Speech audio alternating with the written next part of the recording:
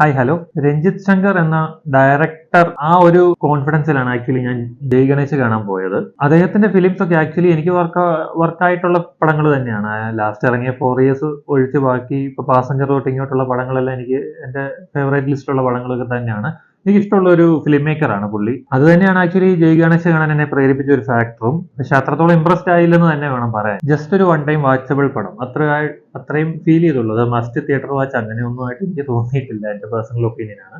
കാര്യം പുള്ളിയിൽ നിന്ന് നമ്മൾ കുറച്ചും കൂടെ എക്സ്പെക്ട് ചെയ്തു. കാര്യം പുള്ളിയുടെ റൈറ്റിംഗ് ആണെങ്കിലും വേ ഓഫ് ഫിലിം മേക്കിംഗ് ആണെങ്കിലും ക്യാരക്ടർ പ്ലേസ്മെന്റ് ആണെങ്കിലും എല്ലാം കുറച്ചും കൂടെ പ്രിസൈസ് ആയിരിക്കും. ഇത് കുറച്ചും കൂടെ ഇത്തിരി അത്രയും അങ്ങോട്ട് വർക്കായില്ല. എനിക്ക് വർക്കായില്ല. ഉണ്ണിമൂന്തന്റെ കാര്യം പറയുകയാണെങ്കിൽ ആക്ച്വലി ഉണ്ണിമൂന്തനാണ് ഇതിന്റെ അകത്ത് ഹീറോ.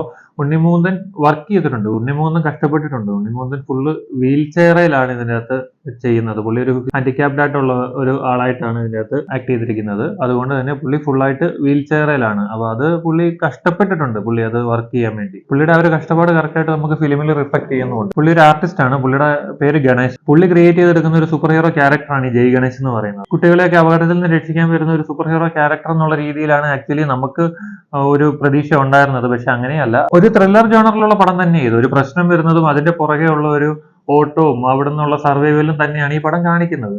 സൂപ്പർ പവറോ അങ്ങനത്തെ പരിപാടികളൊന്നും പുള്ളിയുടെ ഒരു ലിമിറ്റേഷൻസ് നിന്നുകൊണ്ട് ആ ഒരു സിറ്റുവേഷൻ എങ്ങനെ ഹാൻഡിൽ ചെയ്യുന്നതും അവിടെ എങ്ങനെ പുള്ളി വർക്ക് ചെയ്യുന്നെന്നും ഉള്ള ഒരു സ്റ്റോറി ലൈനാണ് ആക്ച്വലി ഇതിന് പോകുന്നത്. ഇതിന്റെ മ്യൂസിക് ഒക്കെ പറയുവാണെങ്കിലും ഇത് ഒന്നും ഒരു വാവ് ഫാക്ടേഴ്സ് ഒന്നിലും ഇല്ല. ഇത് ആക്ച്വലി 2 hours അങ്ങോട്ടേ ഉള്ളൂ ഈ പടം. പക്ഷെ നമുക്കൊരു 2.25 മണിക്കൂർ 3 മണിക്കൂർ പടം കാണുന്ന ഒരു ഫീലാണ്. അതായത് ഇതന്നെ തീരാത്ത, ഇതന്നെ മുന്നോട്ട് പോവാത്ത എന്നുള്ള ഒരു ഫീലിലാണ് ഈ പടം പോകുന്നത്. പിന്നെ ആക്ട്രസ് ആയിട്ട് വരുന്ന ആക്ച്വലി മഹിമ നമ്പ്യാരാണ്. അത്രയ്ക്ക് ഇമ്പോർട്ടന്റ് ആയിട്ടുള്ള ഒരു ക്യാരക്ടർ ഒന്നും അല്ല. മറ്റൊരു ഇമ്പോർട്ടന്റ് ക്യാരക്ടർ ചെയ്തിരിക്കുന്നത് അശോകനാണ്, നമ്മുടെ പഴയ നടൻ അശോകനാണ്. ഇതിനകത്ത് ഉണ്ണിമൂന്നന്റെ അച്ഛന്റെ വേഷമാണ് പുള്ളി ചെയ്തിരിക്കുന്നത്. പുള്ളി ഭയങ്കര കൺവിൻസിംഗ് ആയിട്ട് തന്നെ ആ ക്യാരക്ടർ ചെയ്തിട്ടുണ്ട്.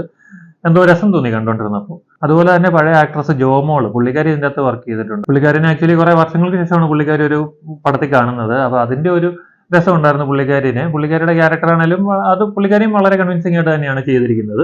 കുറെയൊക്കെ നാടകീയ സ്വഭാവത്തിൽ തന്നെയാണ് ഈ പടം മേക്ക് ചെയ്ത് വെച്ചിരിക്കുന്നത്. അത് ടുവേർഡ്സ് ക്ലൈമാക്സിലോട്ട് അടുക്കുമ്പോഴാണെങ്കിലും നായകനായി പോയല്ലോ. അപ്പോൾ പുള്ളി എന്തായാലും ഹീറോയിസം കാണിക്കണമല്ലോ എന്ന് വിചാരിച്ച് പുള്ളിക്ക് ഒറ്റയ്ക്ക് പുഷ് ചെയ്യാൻ, പുള്ളിയുടെ ലിമിറ്റേഷൻസ് പുഷ് ചെയ്ത് പുള്ളിക്ക് ഒറ്റയ്ക്ക് ഫൈറ്റ് ചെയ്യാൻ വേണ്ടി ഒരു സിറ്റുവേഷൻ ഉണ്ടാക്കി കൊടുത്ത പോലെ ആയിപ്പോയി ആക്ച്വലി.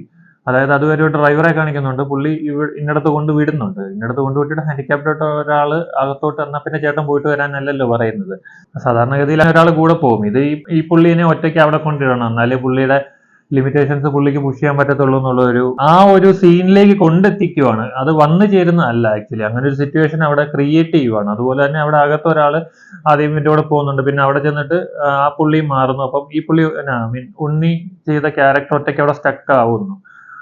അവിടെ പുള്ളിക്ക് പുഷ് ചെയ്യണം. പക്ഷെ പുള്ളി അവിടെ ചെയ്തിരിക്കുന്ന, ഞാൻ നേരത്തെ പറഞ്ഞ പോലെ തന്നെ പുള്ളി ആ ക്യാരക്ടർ ക്യാരി ചെയ്തേക്കുന്നത് നല്ല രസമായിട്ടാണ്. അവിടെ പുള്ളി ആ ലിമിറ്റേഷൻസ് പുഷ് ചെയ്യാൻ വേണ്ടി കാണിക്കുന്ന ഒരു എഫേർട്ടും കാര്യങ്ങളും ഒക്കെ പുള്ളി ആ ഹാൻഡിക്യാപ്ഡ് ആയിട്ടുള്ള രീതിയിൽ ചെയ്തിരിക്കുന്ന പെർഫോമൻസ് നല്ലതാണ്. പെർഫോമൻസ് വൈസ് ഉണ്ണി ഒരു രസമായിട്ട് ചെയ്തിട്ടുണ്ട്. പിന്നെ അതുപോലെ തന്നെ ഇതിന്റെ സൗണ്ട് അത്ര വർക്കായില്ല. എനിക്ക് ഉറപ്പില്ല ഇത് ഞാൻ കണ്ട തിയേറ്ററിന്റെ കുഴപ്പമാണ്. ഡയലോഗ്സ് അത്ര ക്ലിയർ അല്ലായിരുന്നു. പക്ഷെ അത് സോങ് വരുമ്പോൾ ആക്ച്വലി വേർഡ്സ് ക്ലിയർ ആയിട്ട് നമുക്ക് കേൾക്കാം. അത് പ്രത്യേകിച്ച് ഉണ്ണിയുടെ ഡയലോഗ്സ് അതത്ര ക്ലിയർ ആയിട്ട് നമുക്ക് കിട്ടുന്നില്ലായിരുന്നു. അത് പുള്ളിയുടെ സൗണ്ടിന്റെ ആണോ സൗണ്ട് മോഡുലേഷന്റെ ആണോ എന്തിനാന്ന് എനിക്ക് മനസ്സിലായില്ല. അതും ഒരു സുഖമില്ലായ്മയായിട്ട് തോന്നിയായിരുന്നു. അങ്ങനെ ടോട്ടലി പറയുവാണെങ്കിൽ ഇത് ആക്ച്വലി ജസ്റ്റ് ഒരു വൺ ടൈം വാച്ചബിൾ എന്നുള്ളതേ ഉള്ളൂ. അല്ലാതെ അതിൽ കൂടുതൽ എക്സൈറ്റ് ചെയ്യിക്കുന്ന ഒന്നും എനിക്ക് ഫീൽ ചെയ്തില്ല. നിങ്ങൾ പടം കണ്ടിട്ടുണ്ടെങ്കിൽ നിങ്ങളുടെ അഭിപ്രായങ്ങൾ കമന്റ് ചെയ്യുക. വീഡിയോ ഇഷ്ടപ്പെട്ടെങ്കിൽ ലൈക്ക് ചെയ്യുക, ഷെയർ ചെയ്യുക. ഇതുപോലുള്ള കൂടുതൽ വീഡിയോസിനായി ചാനൽ സബ്സ്ക്രൈബ് ചെയ്യുക. താങ്ക്